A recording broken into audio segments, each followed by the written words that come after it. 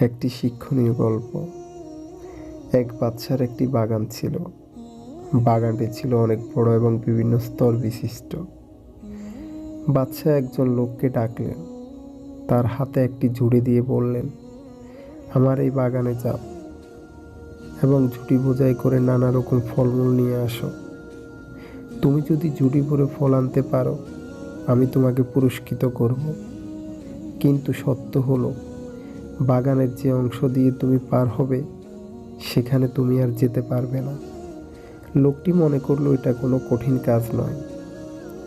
সে এক দরজা দিয়ে বাগানে প্রবেশ করলো। দেখলো গাছে গাছে ফল পেকে আছে, নানা জাতের সুন্দর সুন্দর ফল। কিন্তু এগুলো তার পছন্দ হলো না। সে বাগানের সামনের অংশে গেল।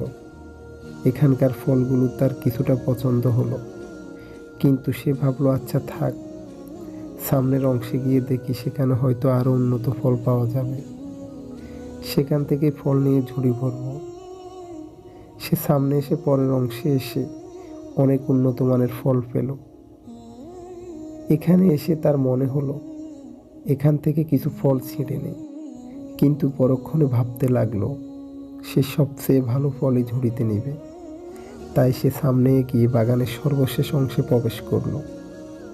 সে এখানে এসে দেখলো ফলের কোনো চিহ্নই নেই। সে আফসোস করতে লাগলো আর বলতে লাগলো, হায়, আমি যদি বাগানে ঢুকে ফল সংগ্রহ করতাম, তাহলে আমার ঝুড়ি এখন খালি থাকতো না। আমি এখন বাদশাকে কি করে মুখ দেখাবো?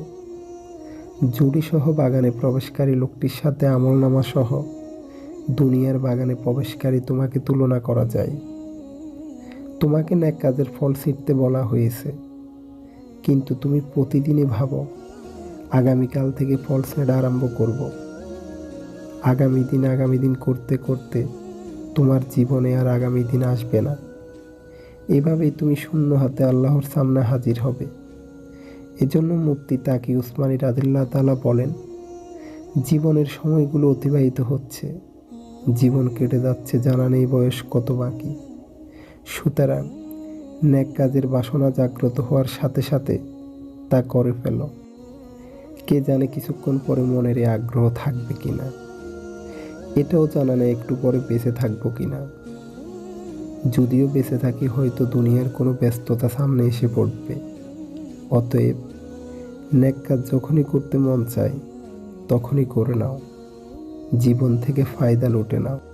তাই জীবন নামক আল্লাহর অনুগ্রহে দেওয়া বাগানে বিচরণকালে আমলনামার বিশেষ ঝুড়িতে যখনই সুযোগ পাওয়া যায়, তখনই নেকি নামক ফল দিয়ে প্রথম থেকেই ভরা শুরু করে দাও। পরে সময় পাওয়া যাবে কিনা জানা নেই।